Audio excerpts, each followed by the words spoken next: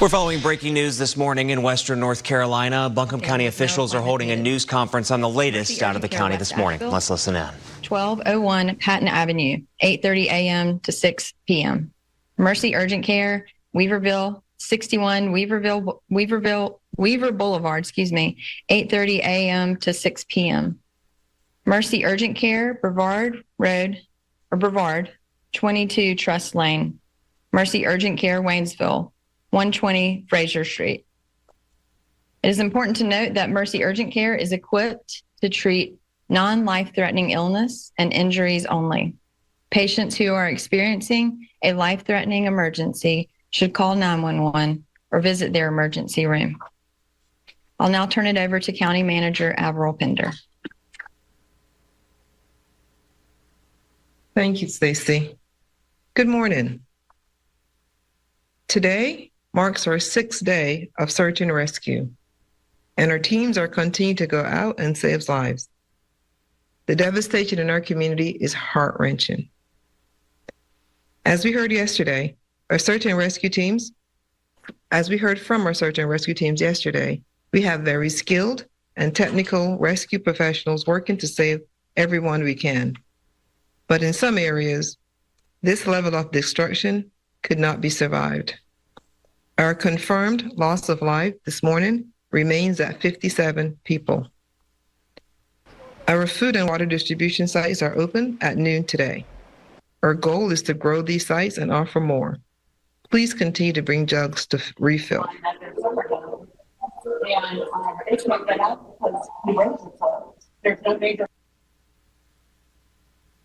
Yesterday, we had a question about drinking from wells, and I wanted to follow up. No one should consume water from private or shared water wells that have been flooded. That means wellheads was covered with water. Until the well has been tested for bacteria, fecal chloroform, and inorganic chemicals, including volatile organic compounds or VOCs, pesticides, herbicides, petroleum-based products, and nitrates or nitrites. These wells should be considered contaminated until tested. Don't assume, as power comes back on, that all other water wells, non-flooded, are safe either. The recommendation would be to boil any water before consumption, even if the well was not flooded, until tests can be completed. I also want to provide a bit of good news about Kirby, who processes recycling. Though without power, the facility itself remains minimal physical damage, and their fleet of trucks are also untouched.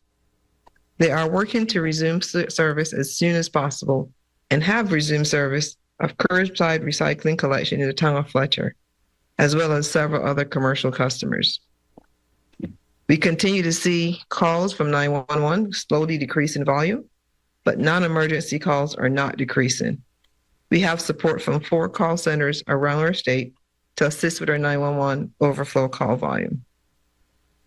With that, I'd like to introduce Dr. Maggie Furman, Superintendent from Asheville City Schools.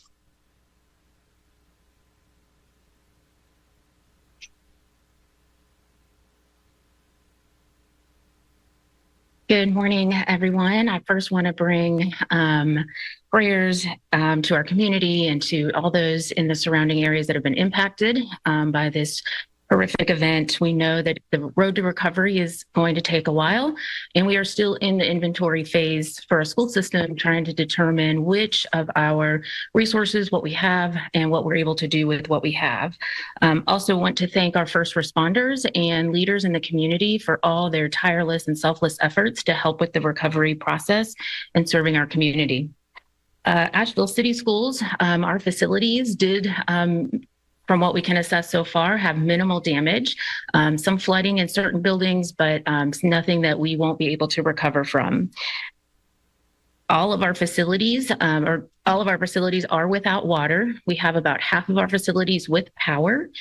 So we are assessing and working with community leaders, county and city, to determine when water will be potentially back available. The lack of water in our school buildings and power in about half of our buildings is a major roadblock to bringing students safely back to school.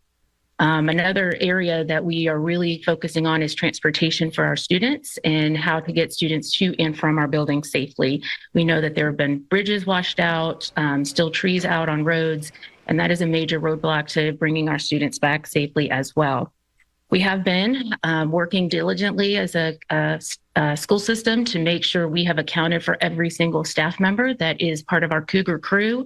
And we're nearly there, but we still do have a large number of staff that we are still trying to make contact with.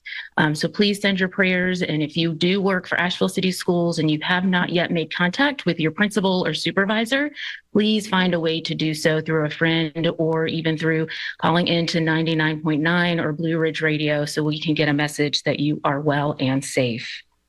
I just also want to send our prayers, and our focus is working with principals and building leaders and district leaders to make sure that we can open our schools as soon as possible. So we are dedicated to doing that, even if the situation isn't 100% perfect. We know school is the best place for our children, and we are dedicated to opening our schools and bringing our students back as soon as we possibly can. But again, just want to send our prayers and out to all those impacted in this event, and our much gratitude and thanks for our community leaders and first responders. Their work has been amazing. We are using several Asheville City School facilities to help with the recovery efforts and distribution of foods. And that has just been such a great time to see our community come together and volunteer and help. And we will be sending out more information via social media for any of Asheville City community that wants to come and volunteer. We have several sites that will be looking for additional volunteers. So if you have a need to get up and you're ready to come help, please follow our social media and check on that, and we will give you information on how you can come and help. And then also just want to make sure, if you're listening to this, we do have a cell service station and a charging station at Asheville Middle School and also at the Grant Center for you to get cell service as well as be able to charge your devices. Also, pay attention to all the updates on where to get water and food, and Asheville City Schools is there with you because we know together we can do really hard things because we are a Cougar crew. Thank you.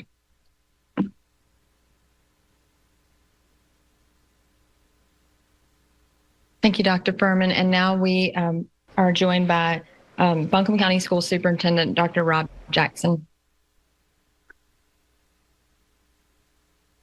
Good morning. I'm Rob Jackson, honored to serve as the superintendent of Buncombe County School System. Our community has suffered from an incredible tragedy. Yesterday, I was having a conversation with someone and we were talking about our students. During the pandemic, we began to use a word, unprecedented, that we had hoped and prayed that we would never use again when we think about our students' personal lives and their academic lives. And yet we are in unprecedented times yet again. But we discover in unprecedented times strength that's been there throughout, that we may not always have to draw upon, but we've seen that drawn upon over the course of the last almost 7 days as we think to prior to the storm and all the work that went on to prepare for what has happened here in our county. On behalf of our 22,000 plus students and our over 3,000 staff members, I want to say thank you. Thank you to our emergency services personnel. Thank you to our first responders. Thank you to law enforcement. Thank you to our county staff who've worked tirelessly around the clock to make sure that we're safe, to do all that they could within their power to take care of us, our community, our neighborhood. I want to say thank you to those who've responded from across the state and around the country, who've come in to offer their service to take care of our friends and our families and our neighbors. We're so very grateful and so very appreciative of all of those who in this time of challenge have said, here I am, what can I do to help? I'd like to say thank you to our teammates, our transportation team, who as the storm was arriving, were driving our school buses to help evacuate our friends and neighbors to safe shelters, who were back out immediately after the storm, again, driving those buses to evacuate our friends and neighbors to the shelters that were set up. Our transportation team has continued to work around the clock, providing the fueling logistics for our emergency response vehicles, for our law enforcement vehicles throughout the community, for our fire departments, making sure that our school system is a partner and a resource for our community. Because truly, that's what public schools are in all things, but especially now. I want to say thank you to our child nutrition teams as they've come into our schools to open up our freezers and our coolers and our dry goods, to provide those to folks at the shelters, and then to provide them to our community as well. We see the great need and have reached out, and I'm so thankful for our employees who've showed up to say, here I am, what can I do? I'm so grateful for our facilities and maintenance teams who have cut paths into each of our 45 schools to make sure that they're accessible so that we could assess the damage to our facilities. And we're very grateful that, like our sister school system, the Asheville City Schools, that we've suffered minimal damage in our buildings. We have work to do, but they'll be ready to open.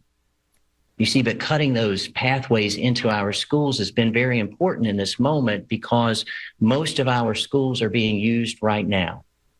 Some are being used as sleep sites for law enforcement, for ambulance drivers, for power crews who've come in again from across the state and around the country to serve our community, to help our community. And even though our schools, 44 of our 45, do not have water, we don't have power, still we've been able to open the doors and say, here's a safe place to sleep tonight.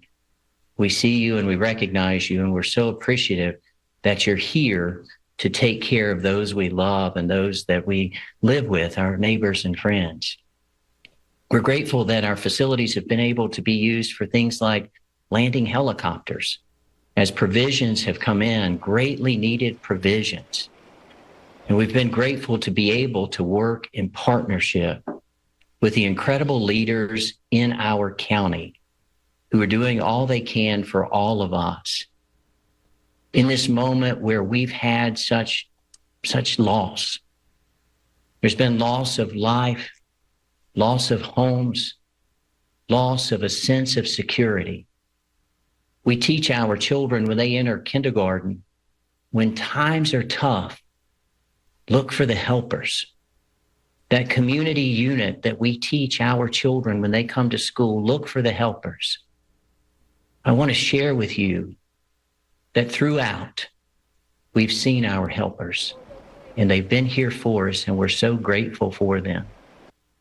I wish that we could utilize remote learning, because we can't open our schools until we have water and power, and we know that our friends and neighbors are working hard to restore that.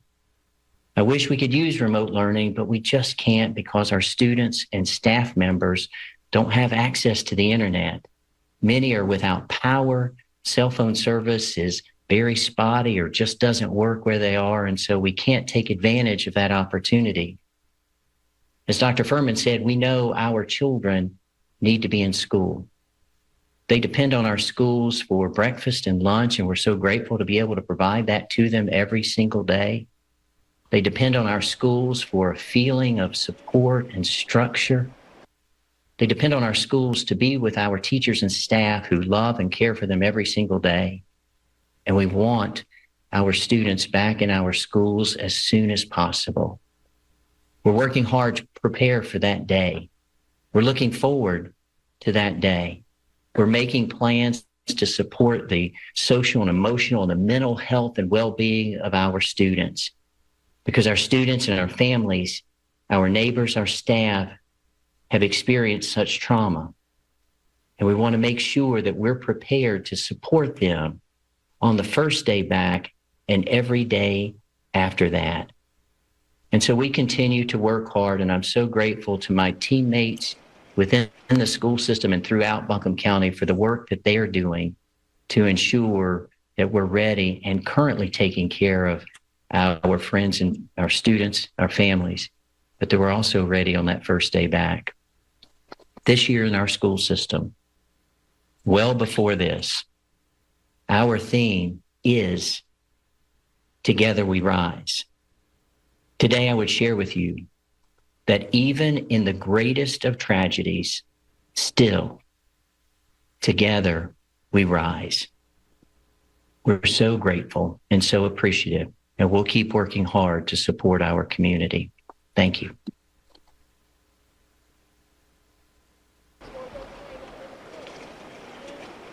Next, I'd like to introduce the Chancellor of Baby Tech, Dr. Gossett.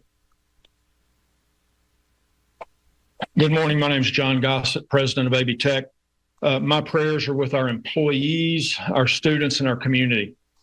Community is a part of our name, and we take that very, very seriously. When Avril called me Friday morning before telecommunications went down, I hope that she would testify that my answer to the call for help was immediate and emphatic yes. We are a part of the community, and we're proud to be a part of the solution as this community moves forward.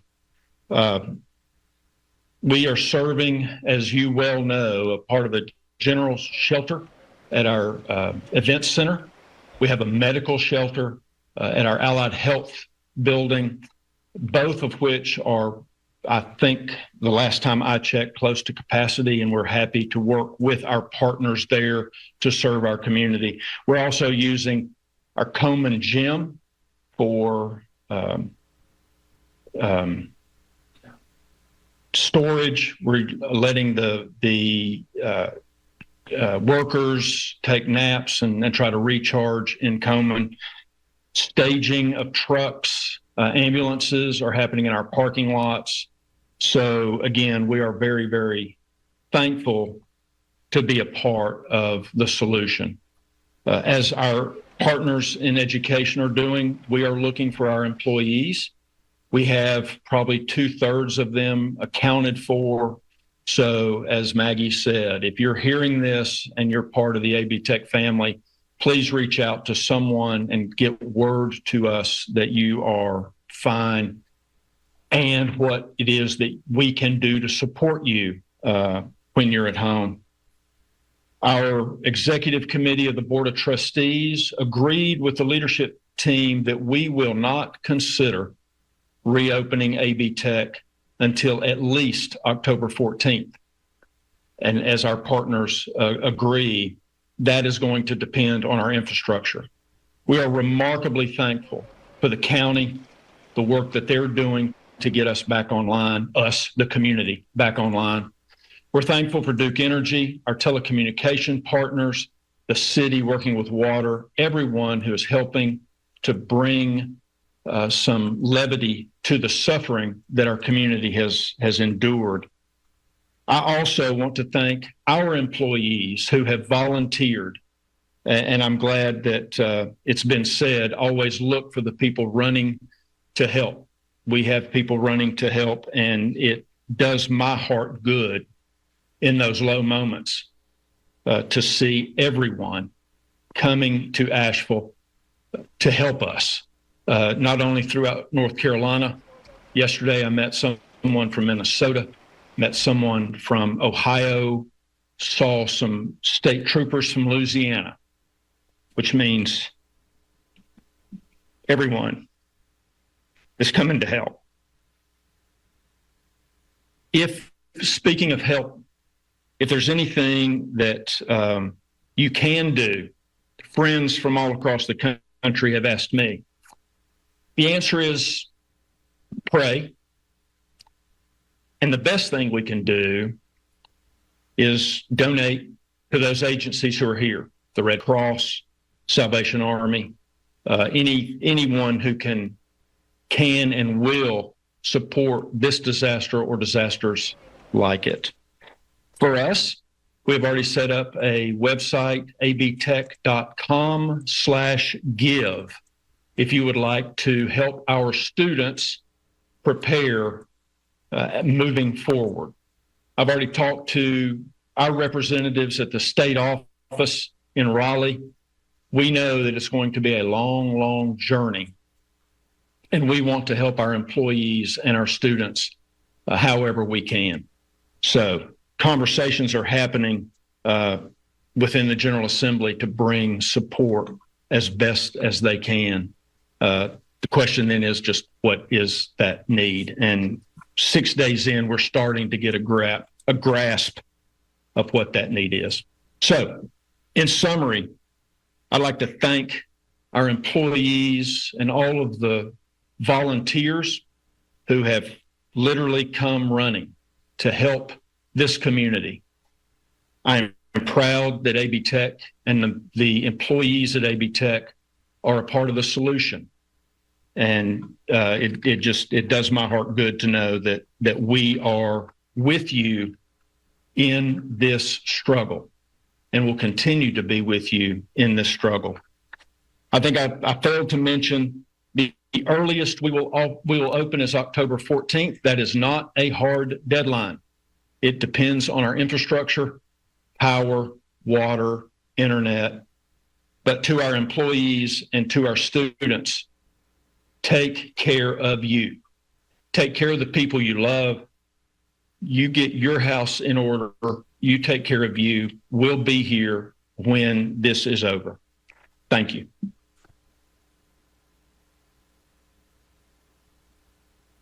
Thank you, Dr. Gossett.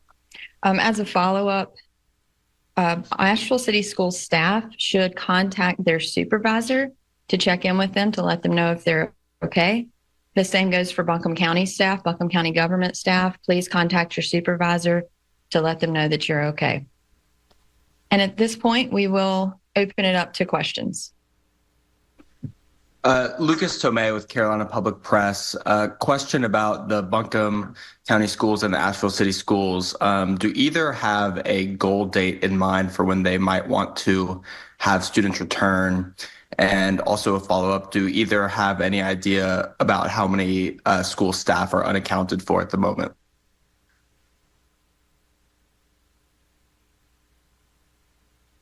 Thank you for that question. This is Dr. Furman with Asheville City Schools. Again, the biggest concern for getting students back to school is water. Without water, we just simply cannot bring students back or staff back into our buildings. So we are monitoring that work and progress closely on how the water is getting restored. And as soon as we have any kind of a hint on a timeline there, we'll be able to give some more information on that. And for Asheville City Schools, I don't quite have a percentage yet that I can share. I know that we have contacted or been in contact with the majority of our staff, and we have each principal working on kind of getting back through their list and double checking staff that they hadn't heard from yet. But we're getting close to identifying most of almost all of our staff, but we definitely have contact with a majority.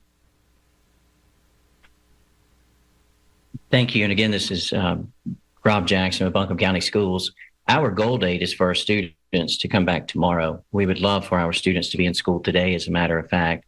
Like Dr. Furman said, we have to have water to be able to do that. We are doing everything we can to open as soon as possible, including not just our facilities, but our transportation staff is literally remapping the county because we have roads that are not there anymore or have been damaged. We have bridge issues. And so our bus routes will no longer work the same, at least not in the interim. And so we're trying to do everything we can to be prepared to open as soon as possible. All of our principals, all 45 of our principals are contacting our staff members. We're closing in on being able to say that we've been able to contact all of our staff members. We can't say that yet. We're very close. Part of the issue is that so many of our staff members live in remote areas in Buncombe County and throughout Western North Carolina. And so it's difficult to get in contact with them because they don't have cell phone coverage yet. And so we continue that work. We are very passionate and emphatic about finding all of our staff members and our students and all of our family in greater numbers. And so we're getting very close, but unfortunately, we can't say that we've contacted everyone yet. Thank you. This is Laura Lee from Blue Ridge Public Radio. I have a question for Dr. Jackson. I was going to try to catch you while you were still there. Yes, ma'am. You said you talked about students relying on schools for structure and support. A lot of students also rely on schools for food. Are there any specific measures in place to try to get food to those students? Thank you for the question. We know that food is the number one most important school supply for our children to be able to be successful throughout life. And so we've been very blessed in our school system to be able to offer universal feeding for breakfast and lunch for all of our students, and our families depend on it. In terms of serving our families and students, we literally opened up our freezers and coolers and gave out every bit of food that was safe to do so. And so we've done that. We continue to work as hosting sites for community partners and for Buncombe County government to distribute provisions as they come in, and we'll continue to do that. We're working to, at the point that power comes back, be able to restock our coolers and freezers so we can get it open as soon as possible. I don't know the exact numbers, but I think Buncombe County Schools may serve more meals every day during the work week than anybody else, because we do serve all 22,000 plus of our students each day. And so we want to make sure we do that. But in this moment, the way that we're trying to support our students and families is through being a site for not just government and business partners, but also faith-based partners, community members, people from across the county who need a site to give out the provisions our families need. We're using parking lots throughout the county in our schools and throughout the school system to be able to host those who have the food to give and the water to give. That's been so crucial for our families. Thank you. Thank you. And I had a question for County Manager Pender.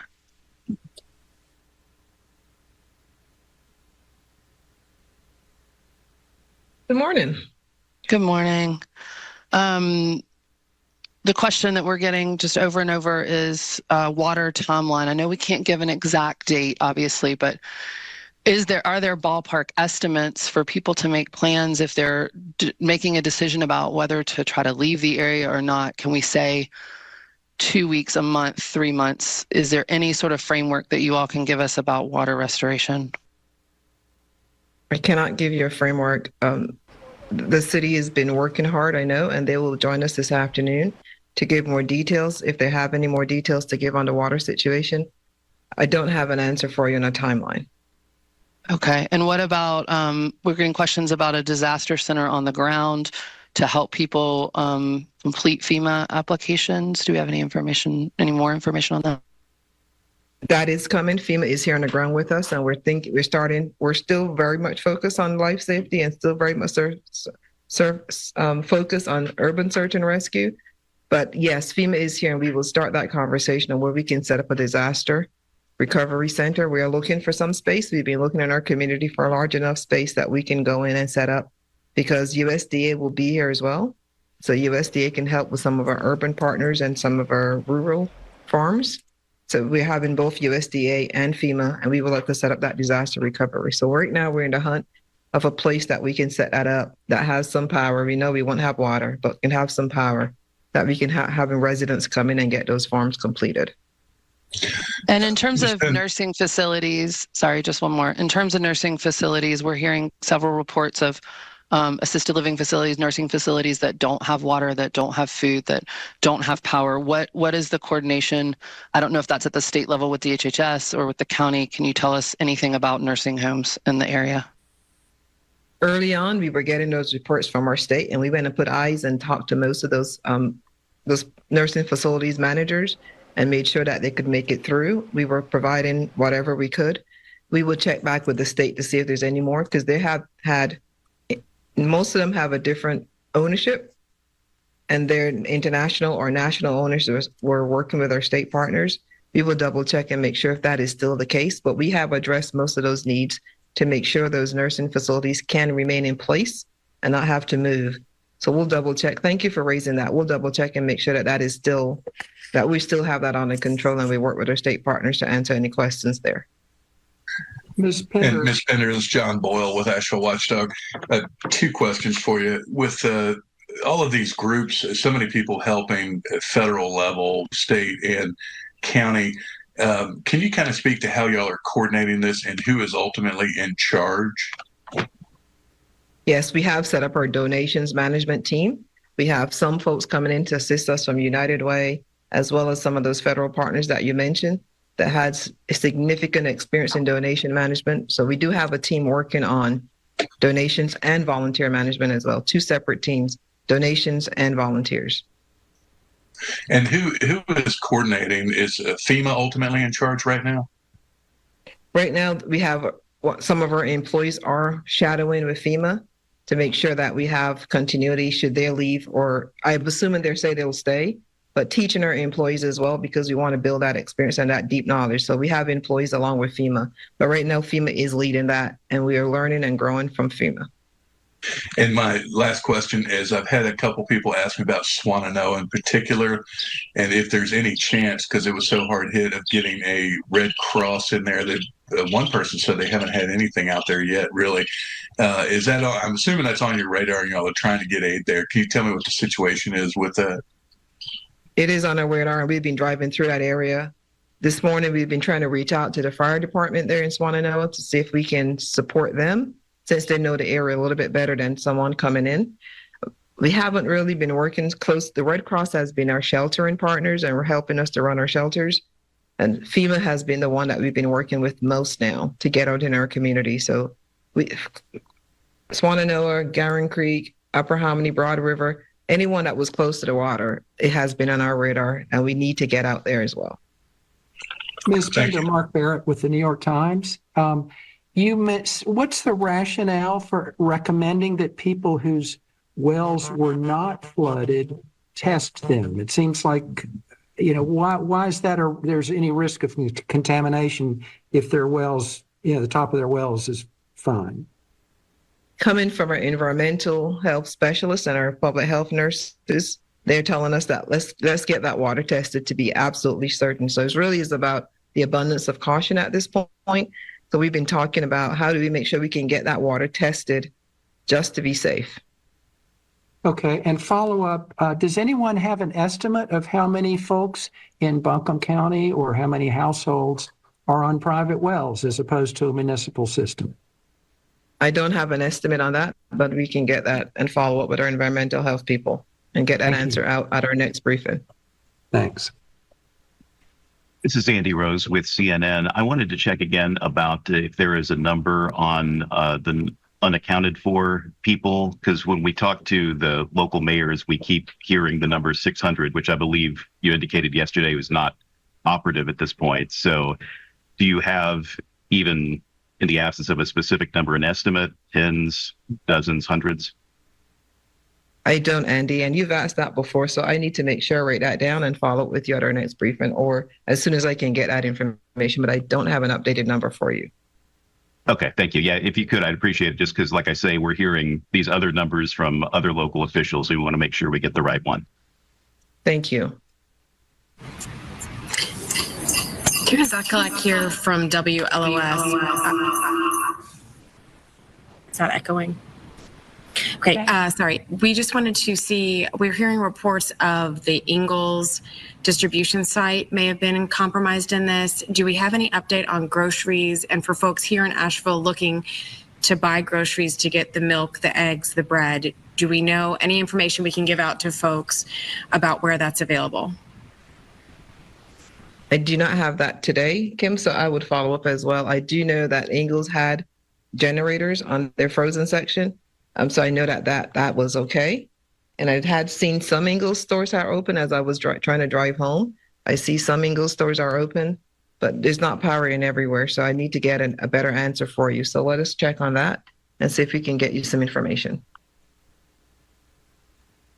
Jeff Chamber with the Charlotte Observer. Apologies if you've went over this already. I joined the meeting a little bit late. Is there an updated number for the number of deceased in Buncombe County? That number this morning is still confirmed at 57. We don't have an updated number since yesterday.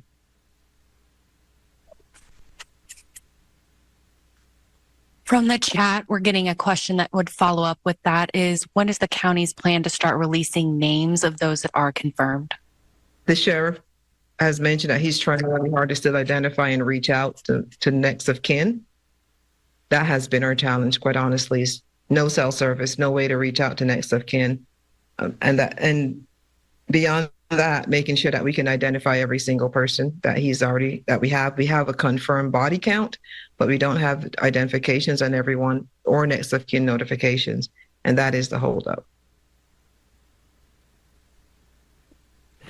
Also from the chat, we have a question about how difficult will it be for the county to maintain an adequate supply of water shipping in to meet residents' basic needs until the water system is back online? We've been contracting with private developers, private people that are coming from other counties and even other states to bring us those tanks of water. And they said they have a pretty strong system of water. We have enough trucks now that when one is empty, they're leaving and going and refilling. We intend to be providing water until our supermarkets are back open and have water opportunities that people can go and purchase on their own, or until our system is back online. But we will be here providing water throughout as long as there's a need in our community.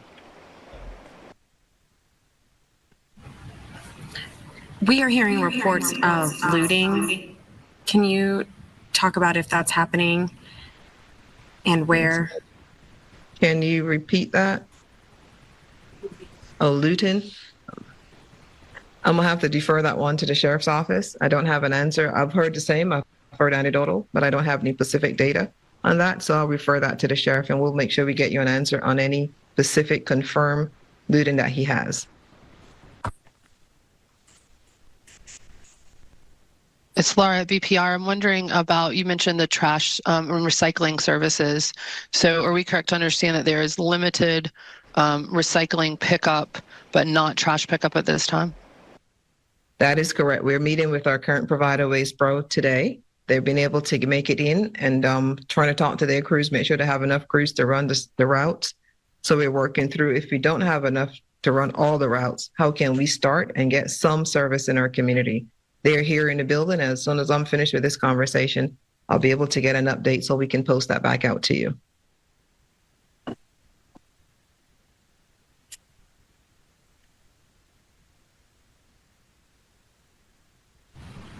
We have a few questions in the chat, specifically about restaurants and households in dealing with spoiled food, clearing fridges, and how to deal with that. That would all be trash. We just thought that I don't have an answer yet on getting the trash routes and when we can get that picked up.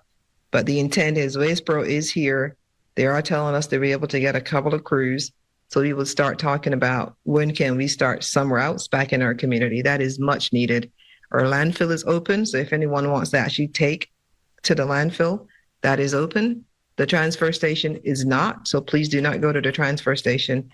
But if you have a way to get to our landfill, you can take trash to the landfill. And again, we'll work with our GWES-Pro providers to start making routes back in our community.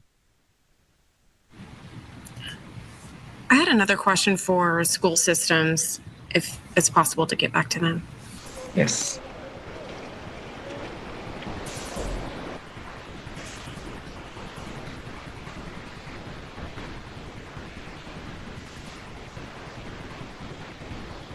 I know as a parent, I got the message saying that some families might temporarily relocate. Is that something you think parents should be considering at this point? I think every family needs to make a decision on what's best for their family. And at that point, as Dr. Gossett said, you take care of yourselves, keep yourself safe. And that's going to be an individual family decision. I would agree with Dr. Furman that truly is a family decision. We recognize that some families have the ability to do that and may choose to do that. And so one of the planning mechanisms we put in place is to ensure that we are communicating as well as we can within the compromised communication opportunities we have right now for families, so that when we get closer to opening, and unfortunately we're not sure what that might be, that we would be able to communicate well ahead of time so that families that may have moved out of the area temporarily will be able to come back in time for our schools to reopen. And so we'll do our best to communicate widely and broadly using social media, our website, and our communication, phone calls and text messages to our families to let you know when we're close to opening so that you can plan for that if you've left the area. But I would leave that to a family decision. Thank you.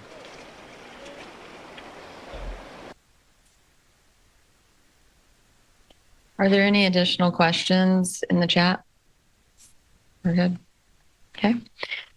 Before we part ways, I just want to make one more announcement.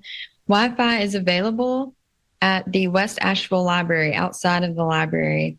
It's Wi-Fi is also available outside of PAC Library. And if you will be using this Wi-Fi, the password is read more, one word, lowercase. The password is read more. That's one word, lowercase, read more. Thank you for joining us. We will be back at 4 p.m. today. We'll be streaming live on our Facebook page at Buncombe Gov. Thank you. All right, you've been listening to officials in Buncombe County on the aftermath of Helene. County Manager Avril Pender confirming the death toll remains at 57 people as of this morning. Also highlighting one of the key challenges in the area, the lack of water and the challenges with the water system. County Manager Pender saying even if you have a well, they recommend if you can test that water before you use it. If you do need to use it, boil. There are several people in Western North Carolina that have wells. That's outside of obviously people that have city water. So she recommends that.